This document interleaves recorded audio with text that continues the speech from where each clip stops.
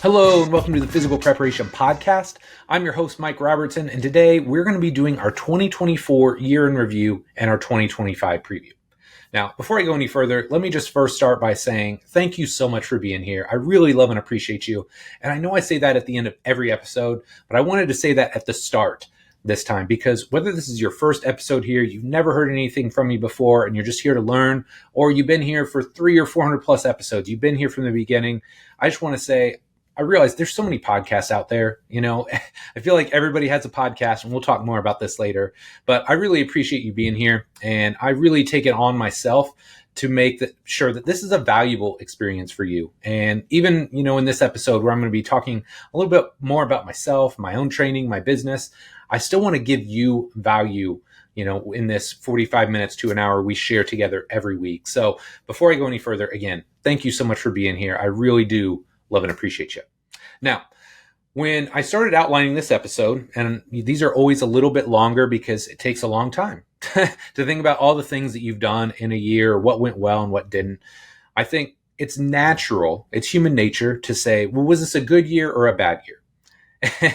And so when I started to reflect on that, I immediately thought, well, yes, it was a good year in some instances, it was a bad year in some instances, but it really depends on the viewpoint. And if I had to use one word to describe 2024 for me and for my business, it would be growth. And we all know that growth is powerful, it's transformative, but it's also difficult. You have to work, unless you're just going through puberty or something like that. When you're trying to have growth, whether it's in your body, in your business, in your mindset, it's challenging. And it can be awkward and clunky at times. And I feel like there was a lot of personal and professional growth in 2024 that's going to set the stage for years to come. And immediately, it made me think about in powerlifting, right? When I was powerlifting, you might be stuck at a certain number in your squat, your bench, or your deadlift for weeks or maybe even months, right? There were times where my squat in competition never went up, but all of my training weights were going up. I knew there were bigger weights in me. And so we would say, oh, well, I'm plateaued. But we also know that in most cases, a plateau is just setting the stage so you can stabilize your strength or your body for that next big jump. And so that's where I feel like I'm at now. Yeah, and this really came about, I think, in August or September of last year. I started to look, back, and I was saying, well, I'm not really hitting some of the numbers I want in my business.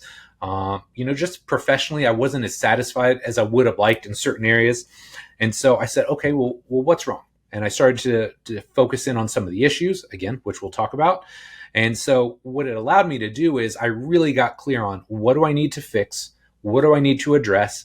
And those last 3 months, so October, November, December of 2024, in those 3 months, I probably got more focused work done than I did in the previous 9.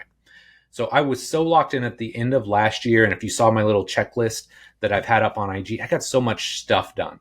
And not just being busy, but like really transformative things that will move my business forward in the years to come. So I felt really good about that. And that's kind of my goal is, hey, let's keep that momentum going and let's make sure that 2025 is an absolutely transformative year, both for me personally and professionally. Now, fair warning, if you've listened to one of these before, sometimes they can be kind of long. I get that. You can break it up. I think there's like 8 or 9 different segments here where I'm going to talk about the podcast, where I'm going to be talking about training. I'm going to be talking about my personal life. So feel free, break it up, skip around. This is a great episode to listen to when you're just cruising around in your car, you're walking the dog like it is here. If you have to go out and shovel snow, you don't need to be sitting here taking notes. It's more just for you to sit back and absorb and maybe take a few things away from how I look at my business, my personal life, and how I want to use what's happened in the past to drive things forward in the future. So with that being said, my only ask for today and really for the show going forward is that if you find value in these episodes, and it doesn't have to be this one, it could be any past episodes, future episodes, please just do me a favor and share the show with somebody that you feel like would benefit from it. Sometimes it's really technical shows. Sometimes it's more fun conversational episodes. So if you ever listen to a show and you're really enjoying it, whether it's sharing it on IG, just sending it via DMs to a friend, if you could just help spread the word, I would truly appreciate it. So without any further ado, let's dive in. And since you're listening to the podcast, maybe watching if you're on the YouTubes, let's talk about the podcast. Because, when I look back, Man, I was trying to think about this. I think I'm at year 9, which is absolutely mind blowing. I think we're over 460 episodes. Obviously, took a couple off at the end of last year. And again, that was for good reason. I needed a little bit of space and breathing room because when I reflect back, I feel like the show was really good. I had some amazing episodes last year. But at the same time, when I look at the market as a whole, the podcast market is just getting beyond saturated. And if you want to go back 10 or 15 years, we had the same issue with blogs, right? There got to be a point where everyone's like, oh yeah, you can start a blog and you can write and, share your thoughts with the world. And man, that's great. Like, I love that people can do that. But there also gets to be a point where it's either, number one, it's a little bit like an echo chamber and everybody's saying the same thing. But in the podcast space, what I'm seeing is now it's like all these different people have podcasts, but they're all interviewing the same people. So, I had to have like this real, like, come to Jesus moment with myself is, do I want to continue doing this? Is this still fun? Is it enjoyable? And I can absolutely say yes. Like, I love recording the show. I love sharing my information, my experience, what I perceive to be knowledge with you. But at the same time, I think it's time to pivot, right? I don't want to just keep doing the same interview format because that's what everybody else is doing. And while it works great, when everybody in fitness is interviewing the same 1 to 200 people, like, it just becomes really mundane. It really becomes watered down. I don't think you're getting as much out of it, right? And I know the people that are coming on these shows aren't getting as much out of it because I talk to people, before the show starts, after the show wraps, and they're like, oh my gosh, like, this was really professional, or you asked really good questions. And they're almost shocked by that because they're not always having that experience. And so for me, as somebody that's always been busy, I've always tried to find a way to make it easy to set up and schedule your show. I try and ask thoughtful questions. I do research before we get on, but I know I've been on shows that aren't like that. So I'm not going to sit here and tell you I'm not going to do interview shows because I've already got some great ones lined up for 2025. But I will tell you, we're going to start doing a little bit more of a mix. So I haven't found the perfect ratio here yet. But what I'm kind of thinking is, hey, we're going to do 1 or 2 interview shows a week. Sorry, not a week, a month. Wow, all of a sudden my life just flashed before my eyes and now all I'm doing is recording shows every day. No, 1 to 2 interview shows per month. Probably going to do at least 1 solo episode like this every month. Now, it's not just going to be me talking kind of about my business, but it'll be me talking about online coaching. It'll be me talking about specific things that I think would be valuable. Another one I've thought about would be how to really run high-level semi-private training. Because I think that's not something that still to this day people are very clear on.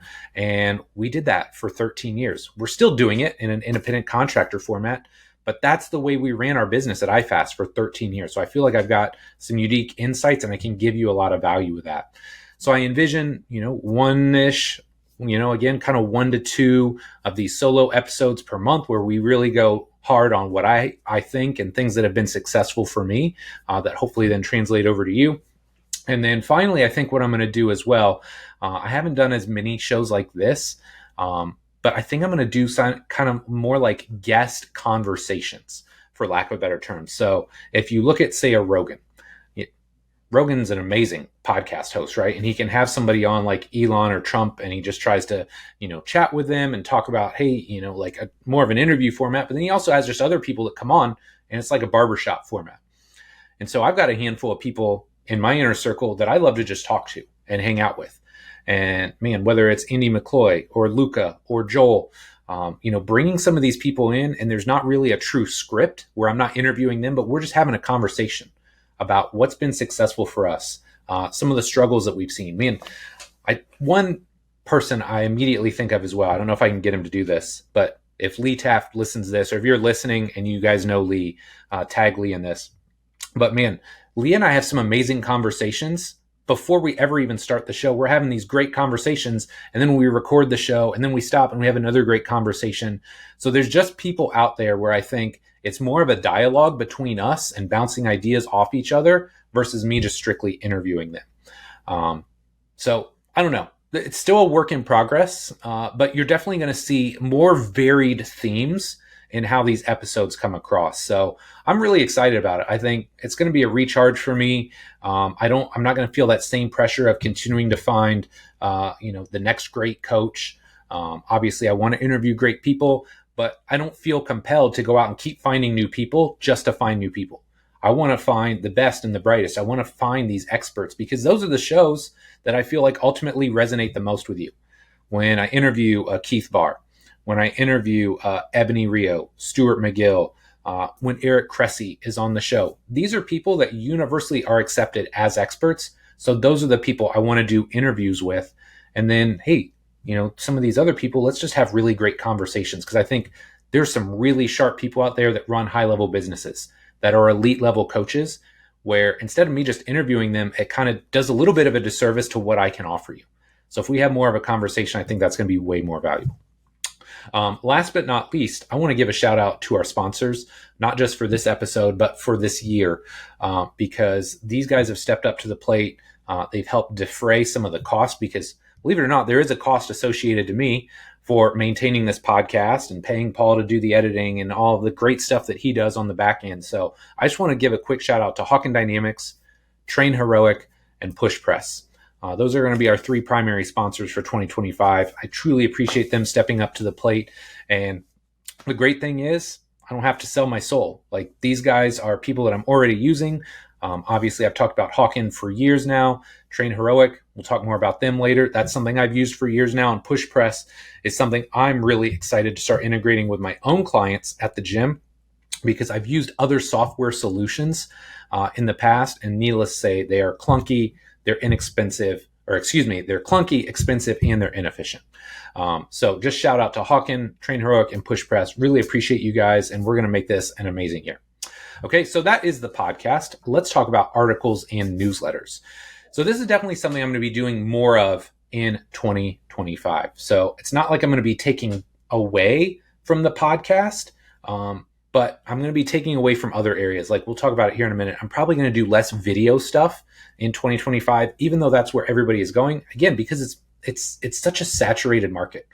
I could create the best YouTube video of all time, and if 1,000 people see it, there is value in that, but man, it's just not the same, right? It's just so easily digested. You don't know if people are actually consuming it. Are they just watching the first 30 seconds and then bouncing? So articles and newsletters for me, I feel like, have been my bread and butter for a long period of time. And I think I've said this maybe in the last year or so, but I'm really getting focused on this, because writing is still my jam. It's still one of the best ways for me to get thoughts out of my head. And these thoughts and concepts and ideas that make perfect sense to me, when I put them on paper, they need some refinement. They need more work before I can get it into your hands and to make it really valuable for you. So kind of my thought is, I'm going to start zigging while others are zagging. Hey man, you want to create 3,800 social media reels this year? That's great. And I'm still going to do social media content, but it's just not going to be at the same volume or the same frequency. Something else that I worked on at the end of last year that I'm super proud of is a new RTS autoresponder. So if you're unfamiliar with what an autoresponder is, when you go to somebody's website and they're like, hey, I'm here, sign up for my free course or whatever. I hadn't changed mine in probably 5 or 6 years. And so I created an all new RTS autoresponder. It's a program design crash course. I think it's pretty good, right? It's 3 days. So if you're listening to this and you're not on my newsletter list, I would go to robertsontrainingsystems.com right now, go up to the top and sign up for my 3-day program design crash course, because over 3 days, number one, I give you like a 28-minute video, which, is crazy. Most people give you like a 1-page PDF.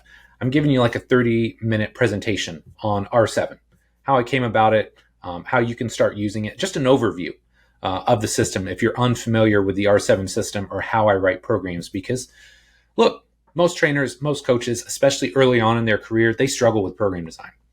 And if I'm being honest, a lot of seasoned vets, 10, 15, 20 years in, that are going through my mentorship, they still struggle with program design more than they would like. So my job and my goal with this is to just start making it easier, right? Program design shouldn't feel like you're getting a degree in theoretical physics or calculus. I don't know. So that's one of the main goals with the autoresponder is, hey, day one, I'm going to teach you kind of my system for writing programs. Day two, I give you a Word document that you can literally take your own logo, take your logo, replace my logo, and you can start using it day one. So you can start writing better programs. And then on day three it's a checklist. So you can go in, and when you're writing those programs, make sure that you're not forgetting anything.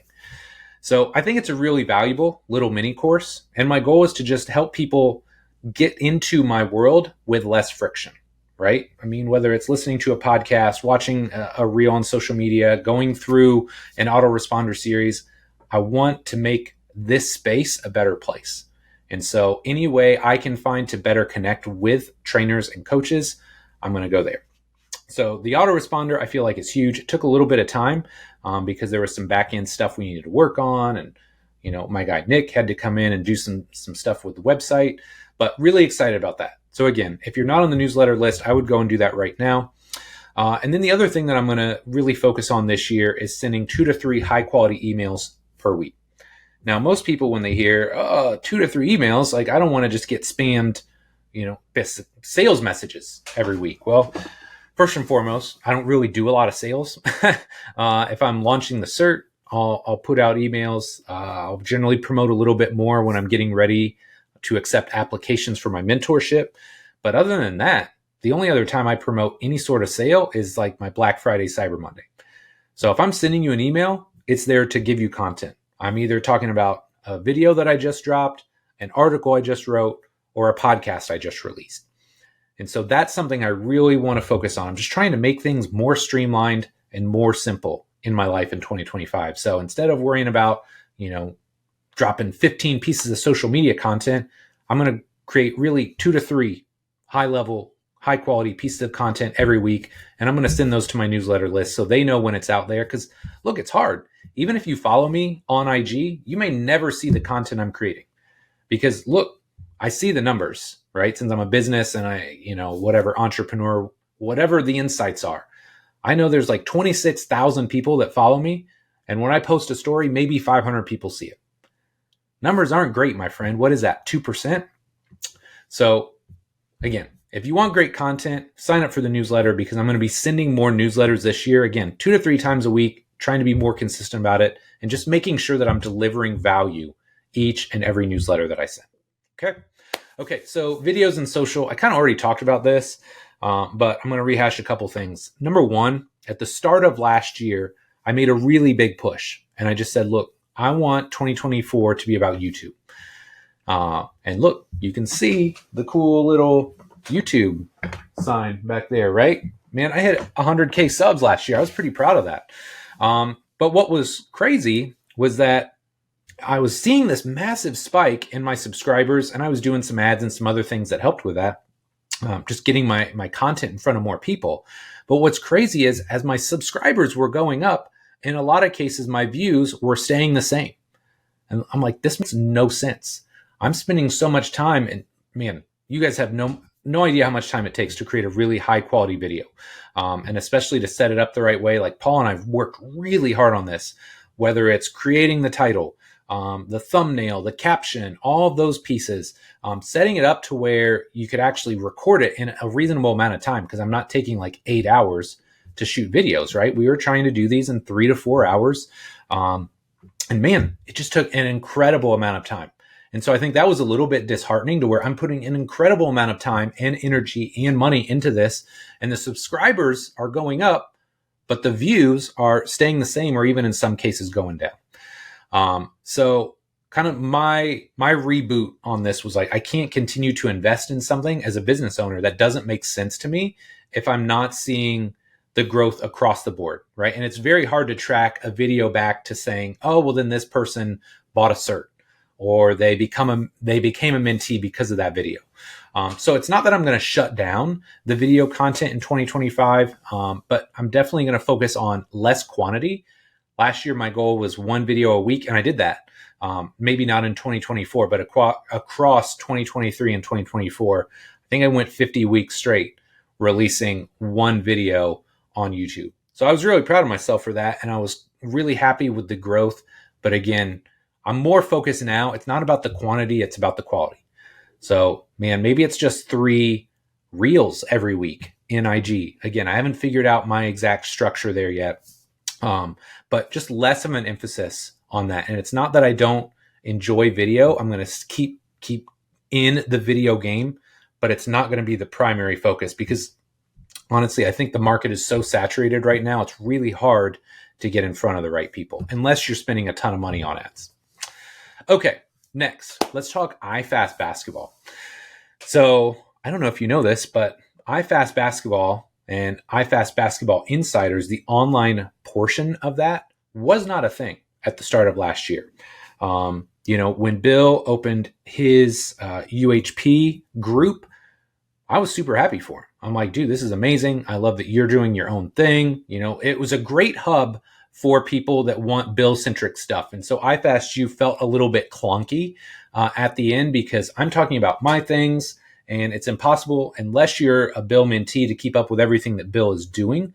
And so when he decided he wanted to do the UHP, I'm like, that's great. This gives me a chance to focus on some of my own projects, right? It's almost like this amazing band that is still together, but then they go off and they do their own solo projects. So for me, IFAST Basketball Insiders, I was like, yes, this is a chance to really focus and double down on this. Great start. I took a picture at the end of 2024 and I posted it on IG, and I was like, man, there's some really good content in here, whether it's some off-season programs and me describing how I think about off-season program design along with training templates, right? Like you can go into IFAST Basketball Insiders and you can download the exact training templates I use with some of my high school kids. You get a deep dive into in-season program design. You get my thoughts on return to play. There's a ton of great content in there. And again, it's kind of like writing articles. When I have to create long-form content, whether it's an article, a presentation, a course, or a seminar, it really focuses my energy. It makes me streamline and organize all my thoughts. And so I think one of the biggest compliments that people have given me over the years is that I take complex subjects and I make it easy to understand. And it's not easy. It's not easy on my part. I think it takes a lot of mental bandwidth, but it's a huge compliment because that's something I really strive to do. I think right now people are trying to make fitness and training way too complex. There's a lot of ego in the industry, and that kind of rubs me the wrong way. So that's my job, is to take some of these topics that could be confusing or dense or complex and make it more streamlined and easy to understand. Now, with that being said, I'm super happy with the start, but I'm definitely not satisfied. So I would love to bump membership up this year. So if you're a basketball S&C coach or you work with basketball players, I think it's a super smart investment. For under $100 a month, you get access to me, access to the community. You're getting one piece of long form content every month, Q&A calls, access to all of the old Q&A calls. I mean, it's a great investment, right? And I just think I'm literally shocked a little bit that we don't have more coaches in there yet. But I know and realize, hey, I haven't even talked about basketball online for much more than a year. Even though I've been in the space for 8-9 years now, almost full time with my basketball players in the gym, I haven't talked about it as much in the online space. So goals are to bump the membership up this year. I want to get more people on the Q&A calls. I love that we've got a decent amount of people. We got a great base in our group, but I would love it if we could get more people on the calls. God bless Sandy for coming on. Sandy has been a longtime client, mentee, friend, just amazing all-around human, and she drives the show on the Q&As. So I got to find a balance there. Either I got to get more people on the Q&As, or if people aren't deriving the value that they'd like from that, or they're just watching it after the fact, then maybe there's a better format and I'll kind of get rid of the live format and do something else. But regardless, IFAST Basketball Insiders, super proud of that and proud of the growth that we've seen, considering it's only been around for a year, and I feel like it's a really great resource. Last year was a fantastic year for my program design mentorship. Saw some real growth here. And again, this is one of those things where, I had done this, I think it was like 7 or 8 years ago. I ran it for a couple years, just got really busy with the gym, with coaching, with other side projects, hustles, being a dad. A lot of things kind of took away from that. And when I wanted to restart it, 2 years ago now, it wasn't really where I wanted it to be. So recreating all that content, making it more current and up to date with how I'm really training and coaching these days, I think was really valuable. But there's been real growth. I love the people that have been in the group over the last year and a half. We've had some amazing mentees, great questions. And I think the coolest part for me as a mentor is taking people and seeing their thought process early on, right? In month one, when we do their onboarding interview and they give me their thoughts and their philosophy, and I see where they're at, and we jump on that first Q&A call and some of the questions that they ask. And if they're really committed to the process, right? They're not just taking the information and consuming it, but they're applying it and they're trying stuff and they're seeing what works. And, over the course of 5-6 months, it's transformative. Like, it's so cool to see the changes in the questions that they're asking and in the layers and depth of their knowledge that they're getting to. So it's been a lot of fun for me. I think the hardest part for me last year, and I'm still trying to sort this out, is figuring out how to promote it and how to time it. Because what I don't want to do is promote the cert and then immediately, like 1 month later, have to promote the mentorship. So I'm trying to stagger those out and time them out a little bit more. Because one other thing that I found is a lot of times, like the really voracious learners, once they come into my ecosystem, they'll go through the cert and then immediately they'll be like, dude, this was awesome. Like, this is how I want to do things. When can I start with the mentorship? And if the timing isn't right, well, now they got to wait like 5-6 months. And, sometimes like the voracious learner, they're like, hey man, you're great, but I don't want to wait that long. So I'm trying to figure out a good timing for this. So people that go through the cert can then immediately or shortly thereafter get into the mentorship. And also so I don't burn people out, because I don't want to be promoting stuff, back-to-back months. And then there's like a 4-month gap where, I'm not really promoting anything. So just trying to figure out the business cycle of that and the timing of that will be something I'm working on this year. But man, an amazing year for the mentorship. And if you're listening to this and you've been in the mentorship, truly appreciate you, man. You guys push me to be a better coach, a better practitioner, and a better program designer. So thank you guys so much for letting me be a part of that process with you. Next, let's talk products and programs. So one of the things that I tried to do this year, and this was part of my epiphany, it was transformative in the sense that my business was a lot different when I started. So let's just go all the way back. If we go back to 2005, 2006, when I'm first getting started and I'm writing articles and maybe speaking at some seminars, when Eric Cressy and I created Magnificent Mobility, like, there was no market, right? Like, fitness information products were literally at the start of this hockey stick that we've seen over the last 20 years. So when I was creating all these products, they were all one-offs. It's Magnificent Mobility, it's Inside Out, it's Bulletproof Knees. It's all these just kind of one-off products that were very unique and specific, and that worked great. But one of the things that I struggled with over, say, those 8 to 10 years was people would always ask, well, if I bought one product from you that would make me a great trainer or coach, what would it be? And I didn't have an answer, because I had all these niche products, but I didn't have this global overarching product. So the first thing I did was basically recorded one of my 2-day seminars. It was called Physical Preparation 101. And so I used that for many years. And then when I felt like, okay, I've kind of exhausted this and it's not current, it's not reflective of where I'm at, that's when I created the Complete Coach Cert. And so that was my thing. And so over the years, if we're thinking 2006 to, 17, 18, whenever I created the cert, like, all these products are kind of becoming less and less relevant. So I kind of decided, look, this is the most important thing, so everybody should buy this. And so I just got rid of my entire back catalog, which, and on one hand, seems smart. It's like, hey, you're focusing people on the thing that they need to buy. But, from a business owner perspective, it's like, hey, well, not everybody wants to buy your whole enchilada product. Some people just want some of these niche products, or they want one thing that helps them fix one issue that they're having with their training or with their coaching. So I made it a goal this last year to start offering more solo products, right? Like one-off things. And so last year I did my program design masterclass, which was basically my R7 system, but applied to Gen Pop program design. It was the presentation that Luca and Joel and I gave. We did our big one-day workshop. And so that allowed me to just take that presentation and then put it into a virtual format to where you could buy it and, consume it at your own time. So that was a good one. But then, my IFAST basketball off season, my ultimate in-season program design, there's going to be more of these in 2025. So I think that's one of the things that I want to do more of. Like, hey, maybe you're totally new here. You don't know anything about me. You don't know if you're going to like my stuff. Maybe you don't want to shell out $800 to buy the cert. That's cool. Go buy one of my simple R7, programs. It's 60, $70. Start there. And if you jive with it, great. Then maybe you want to do the cert and maybe you want to become a mentee one day, but that way you don't have that same upfront investment.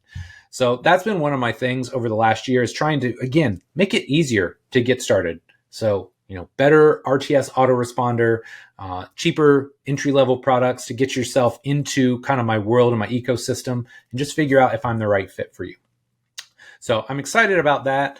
And then also more training programs. And this is something, again, I kind of just got away from. It's not like I felt like they were bad, but I think when you look back at programs you wrote 3 to 5 years ago, you're kind of like a little cringeworthy, especially if you're continuing to try and grow and evolve. And sometimes it's stuff that, a lay person would have no clue. They wouldn't know the difference between a pull through and an RDL, or an RDL and a Camperini deadlift, or, hey, why does he choose a back squat over a goblet squat? The lay person may never know, but to you, it's not reflective of where you're at. And so I'll talk more about this here in a little bit, but definitely going to be writing more programs that you can pick up and use on your own. So I'll talk more about that here in a minute, but I'm excited to start offering more of that in 2025. IFAST. Let's go there. Man, this is crazy to think about, but IFAST opened August 4th of 2008. So last year we celebrated our 16th anniversary, which is mind-blowing. Like, if IFAST was a gym, it could drive this year. So that's pretty crazy. The only downside is that Cressy started 1 year before me, so he's always 1 year older than I am. It's like the big brother that just likes to exert their dominance over you. But man, it was a great year. We're actually in our 4th space. I always joke around 4th and final because, damn, the last thing I want to do is move that gym again. This is by far our best space. We've got the huge strip of turf that we always wanted. It's 120 feet end to end, so 40 yards. Can't run a 40. But man, you can do some top end work in there. Bill's got a beautiful purple room. We've got, a little office space. Nisa's got her little space up front. It's just an awesome, awesome layout. So it's everything that I've wanted. I don't need for anything else. I mean, you walk out on the other side, there's a huge basketball space, right? There's a full court basketball court. There's 2 half courts with NBA lines, so my guys can go in and get shots up. It is the space that I will retire in if all, goes to plan. Unless something crazy happens, I will be there. I also feel very blessed because it's taken us a while, but man, we have an amazing staff of independent contractors. So I want to give a shout out to Dave, to my guy G, the one and only Geelan, but we just call him G. It's easier. Ross, Christy, Kevin will be starting, Darian, and then Eric, who is Bill's. I'll keep wanting to call him a PT student. He's not a PT student anymore. He's Bill's employee, but he's a wonderful physical therapist as well. And again, this is where some of the transition comes in, because I think I can put this out there now. Bill's retired. Like, he's not seeing clients regularly or patients regularly anymore. So that's been weird. I remember when COVID hit and he went from like 3 days. He's like, I don't think I need 3 days. And he went to 2. And then over the years, he went from 2, he went to 1. And he went from 1 and he'd have, these 30-minute consults and, these hours to, I think last year he just did 4 sessions, 4 90-minute sessions. So he had a 9, a 10:30, a 1, and a 2:30, and he was done. And to, this last year, people that we've shared, are like, all right, well, I'm going to start seeing Eric now. Like, hey, Eric's a wonderful therapist. And I'm super happy for Bill. Like, he has definitely found his groove. I don't know if anybody found themselves, and maybe this is just me looking in and maybe looking too deeply into it, but I don't know if anybody did more during COVID than Bill Hartman did. I mean, you talk about transforming everything. That guy was creating content. He was doing coffee and coaches calls. That really, spiked his growth and his evolution. I think it really forced him to, kind of put all these pieces of his model out there. And there's nothing better than having, the lay public and other practitioners come at you with thoughts and ideas and question you to really kind of harden your own concepts and really form your own model. So I'm super happy for Bill. I'm glad that he's doing his own thing. But man, when I come back to it, IFAST has always been known for the culture. And one thing that I'm proud to say is that even with all the transitions, new coaches, new people, coming in for training, for workouts, the culture is still truly elite. And I take a lot of pride in that because IFAST will always be IFAST, even if it's not the semi-private gym that people knew in 2012 or 2013. It's a really freaking good gym with a bunch of really great coaches and an amazing community and an amazing culture. So love where the gym is at. Definitely looking forward to 2025 being our best year ever. So more on that. Stay tuned. Circling back, online and offline coaching. Looking back on 2024 offline, this is probably my best year of coaching ever. It better be too. I've been doing this 24 years now. So I just feel really confident in myself on the gym floor. I feel like I know what I want the exercise to look like. If an exercise doesn't look the way that I want it to, I'm really confident in being able to find an exercise or an activity that meets that person where they're at. So that part is always fun. Like I love program design. I love coaching. Again, shout out to Hawken. I love integrating the force plates. It definitely has helped kind of rejuvenate me a little bit. I love the idea of being able to take my assessment process and all the pieces that we're doing from a movement perspective and then tying it into, okay, but how does this actually translate into how they're producing force, how they're being explosive? So it gives me more objective things to come back to, right? Because I can see a knee turning in or a supinated foot or a really big lumbar curve. That's great. But how does that manifest when they step on force plates and they jump or they try and do something explosive or they do an isometric mid-thigh pull? So it's allowed me to set really objective KPIs. It tracks things. And then there's nothing better than at the end of a training cycle showing an athlete, it's like, hey, our goal was to improve your braking. And then you show them, this upward trend of all their braking numbers. And they're like, hey, first off, that's awesome. But you didn't have to show me that because I can feel it when I'm on the court. So I've loved that. I mean, coaching is still fun for me. But I think at the end of the day, I just enjoy the problem solving the most. I had a couple athletes here at the end of the year where they were tricky. Pretty extensive injury histories, some things we definitely had to work around. Those people are great. And I think early on in your career, those people probably frustrate you more. Sometimes they're a little bit needy. But I think they frustrate you because you don't have answers, right? You don't have the experience. And so now I welcome those people because they continue to make me evolve as a coach. And probably more importantly, they continue to force me out of my comfort zone. There are certain things I want every athlete to be able to do, every client to be able to do. But what happens when you can't do that? What happens when they don't fit into this pretty program design box? How do you still get this person a training effect? How do you get them set up to where when they are, out of a brace, out of a boot, when they're cleared medically, how do you ramp them back up, through all those phases of progressions into getting them back to their sport of choice? I mean, this stuff's a lot of fun for me. So really excited about this next year. One of the things that I have basically told myself is I'm going to say no less to coaching. So let me clarify. Over the last couple of years, I have kind of pigeonholed myself in the sense that I wanted to be mostly basketball. And that's what I'm going to put out there. That's what I'm going to promote.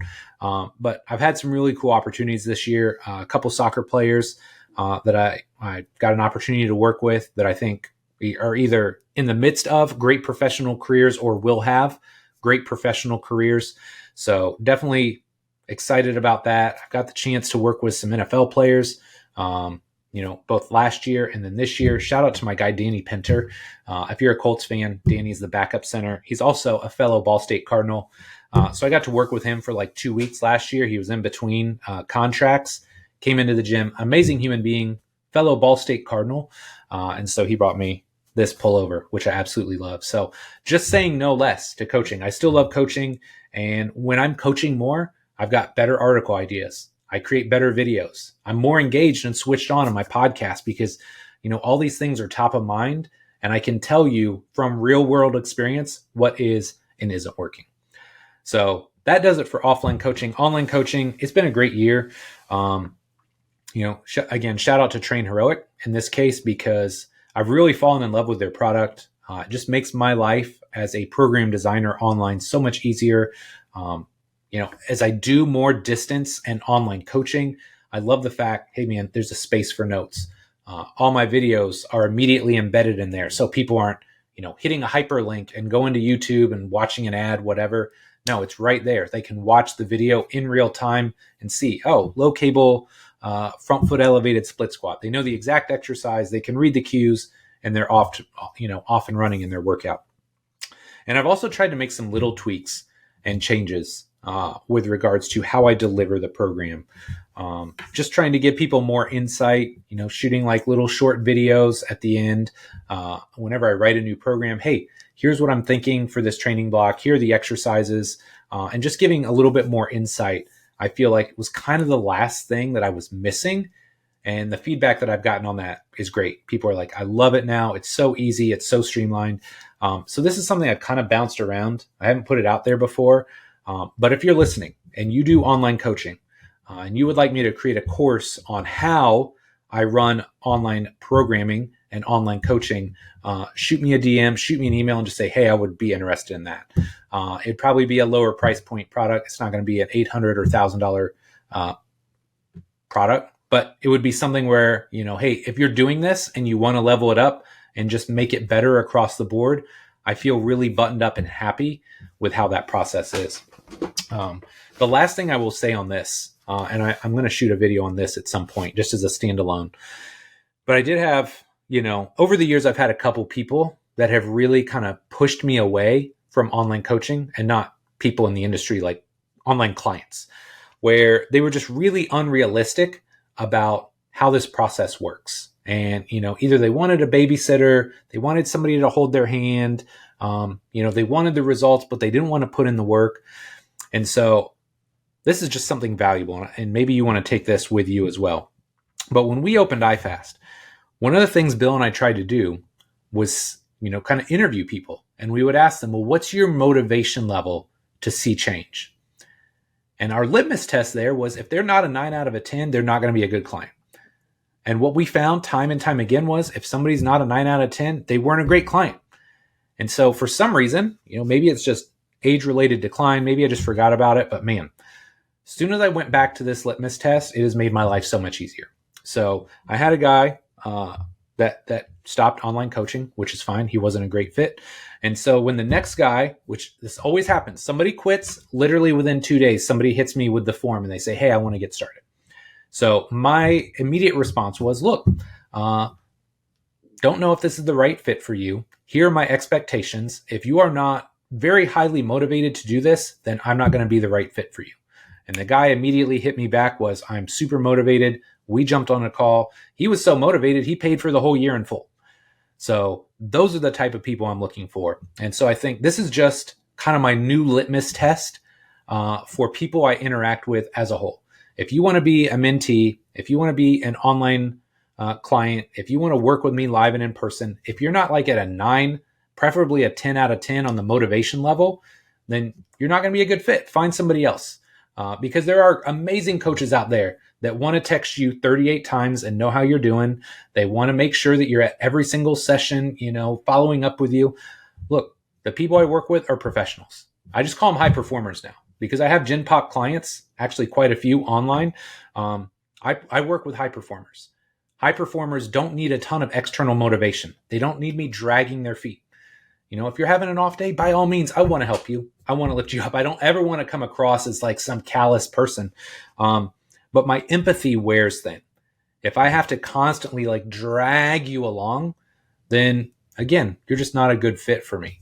And so that's been a real revelation for me. And I think, again, if my goal for 2025 is streamlining things and making life easier, that's a huge piece of it. I want to work with high performers and people that have the internal motivation to see change, whether that's with their body, their mind, their programming, their coaching, doesn't matter.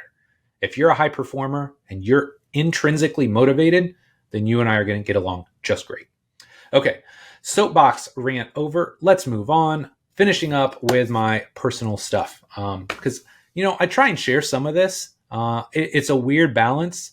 I don't know how much people want to know, but at the same time, I feel like if I don't share anything, then you're like, who is this guy? Is he a robot? And if you know me in real life, I am far from a robot. A lot of feelings, a lot of emotions in the best possible way. So starting with the personal stuff, I've talked about this in the past, but I just think of, the way we take care of ourselves as these concentric ring of circles, right? And the innermost circle is yourself. And while most people would consider that selfish, I look at it as the opposite. If I don't take care of myself, body, mind, spirit, all those things, then I'm not my best version of myself for the people closest to me, let alone the people that I'm coaching and training and interacting with that are, further out from that center circle. So that's kind of the life philosophy there. So as far as me personally, last year was a great year training wise. It started off a little rough. I was not as consistent as I would have liked. I had the weirdest left shoulder injury. And I can laugh about it now, but I didn't do anything, guys. Like, I didn't do anything. We go to my parents' house every year. They have this really soft, mushy old bed. Man, the box springs on this have to be 30, 40 years old. I don't know. It's an old ass bed. But I laid on it for like 5 days, and I'm not kidding. My shoulder was so bad, I couldn't do an incline push-up without pain. And so it took me a while to try and figure that out. I saw Bill, worked with Eric, did some things. It's at a pretty good point now. Probably not 100%, but mostly due to some of the other things. And I just went back to my parents' house and slept on that same bed again. So now, luckily, I know kind of what drove it and how to fix it. But training, I'm really looking forward to this year because, man, I'm enjoying training. I love kind of the routine and the system that I have now. So what I'm doing is I'm lifting 3 days a week. Nothing too crazy. I'm not trying to be a power lifter like I was back in the day, but 3 more strength focused days and then 3 more conditioning focused days. And I've just got a good rhythm there, right? I got a day where, sometimes I go out and run.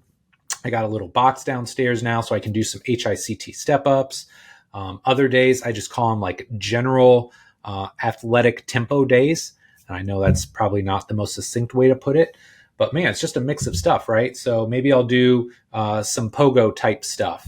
Maybe I'll do some kettlebell swings, just rotating different athletic movements. Maybe I'll do some hip turns or some shuffles.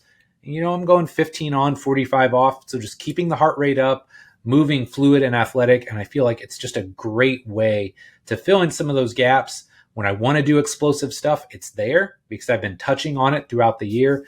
So just excited where my training is at. Definitely time to lock in the nutrition a little bit. I spent basically 9 out of the last 12 days in Florida. Went down, saw my parents, which is always great. But they eat like people that grew up in the 50s and 60s. So a lot of meat and potatoes. My sister and I made a trip out one day to the grocery store just to get products of color, right? Some salads, some strawberries, some apples, blueberries. But man, between that trip, we were back for a couple of days, which included New Year's Eve, and then went back down. Myself, Kendall, my best friend, his now teenage daughter. It was her birthday, so it was like her birthday celebration and his wife. So the 5 of us went down, and man, we just ate like kings, right? And I may or may not have had a few adult beverages while I was down there. So the number on the scale was not gracious to me today. So definitely going to lock back in because we have a big spring break trip this year. We're taking the kids to an all-inclusive resort in Mexico. We've never done anything like that with them before. So, we're all about experiences in this house. So rather than buying them stuff, hey, we're going to take trips and do things that are memorable. So time to lock the nutrition in. I know I've got exactly 13 weeks. I've got a target goal. And that goal is pretty simple. I'm going to drop 1 pound per week on average to get to the number that I want to be at by April 4th, I believe it is, or something like that. So the nutrition is there, recovery, definitely in a good place here, doing the stretching, doing the meditation. Well, we'll get to the meditation, stretching, sleep, trying to lock all those pieces back in. And then with the mindset and meditation, I'd gotten away from this. I had to go back and look. So I did the transcendental meditation, like you do like a mini course. I did that 2019, did it for most of 2020. Again, We were all in a weird place in 2020, but I tried to keep that up. And then just over the years, kind of got away from it. And so I went back because you can do like refreshers whenever you want, met with the guy who was my instructor at the time, and just kind of revisited some of that. And I believe I did that in September. And I think that played a large part in why I was so productive October, November, December, because I was meditating regularly 20 minutes almost every day. And man, just the amount of clarity I had, the reduction in anxiety and stress, and just the laser-like focus I had. So that's something that I'm really committed to this year because, again, if I want to be my best version of myself, I think the quote is something to the effect of, we can all aspire to have a strong body and a calm mind. And I don't know if that's the exact quote, but man, that really stood out to me. Strong body and a calm mind. So that's the personal stuff, family stuff. Kendall doing amazing. She's going to be 14 this year. I mean, that's mind blowing to me, but I feel like we've had so much great time together, whether it's soccer trips, obviously these 2 trips to Florida, the one where it was just her and I, just some really special times that we've gotten to share together. Looking forward to doing more of that this year with Cade. Now he's 11, so he's a little bit more interested in doing some things. Big milestone this last year. Jess and I celebrated 20 years of marital bliss. So don't talk about her enough on this show, but RTS, Mike Robertson, IFAST, none of these things would be what they are without my wife. She is my backbone. She is the most amazing human being I've ever met. And man, just super blessed to have her. And man, if 20 years sounds like a lot, we've really been together like 27 years in total. Took your boy a little bit of time to come around to the whole marriage and proposal thing, but we started dating when I was 19.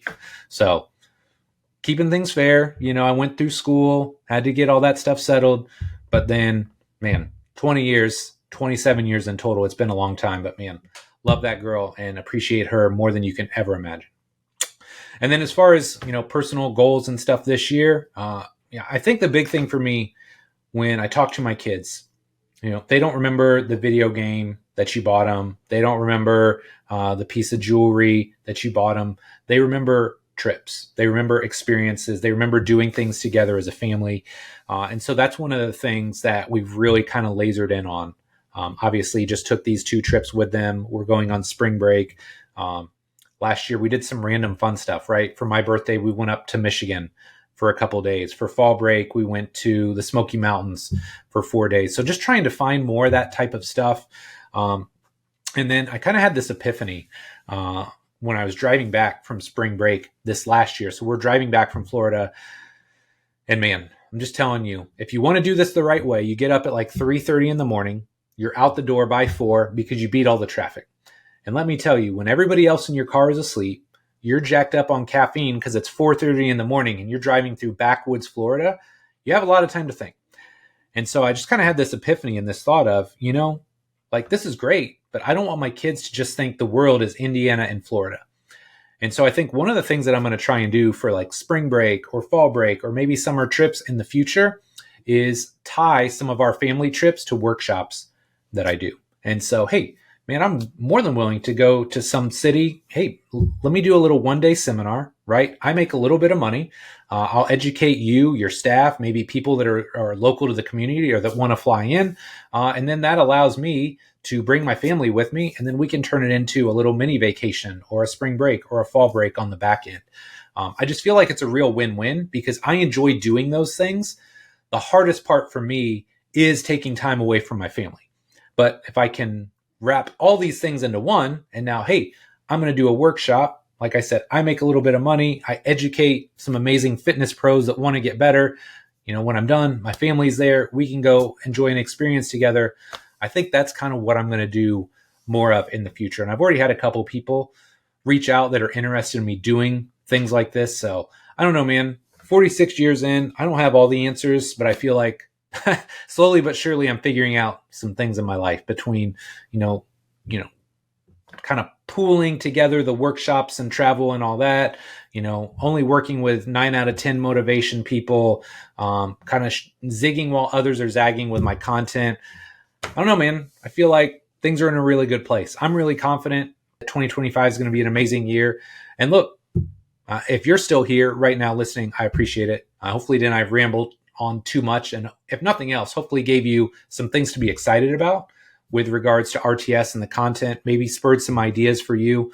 But look, if nothing else, 2025, if you're here and you're rocking with me, I guarantee it's going to be an amazing year because I got some great content lined up for you. I'm excited about where things are going. And man, every year I double down on this fact that if you're here, I want to make you a better trainer or coach. I am going to lift you up. So I think that's where I'm going to leave it today, my friends. I said this at the beginning. I'm going to say it again now. I love and appreciate you. Thank you so much for being here. Thank you for being a part of my world, Robertson Training Systems, IFAST. However you found me, I appreciate it. And hopefully I will continue to earn your trust, your respect, because I'm here for you. I want to make you the best trainer, coach, or athlete that you possibly can. So without any further ado, that wraps up this week's episode. Great stuff coming next week. Until then, thank you so much, my friend. Love and appreciate you, and we'll see you soon.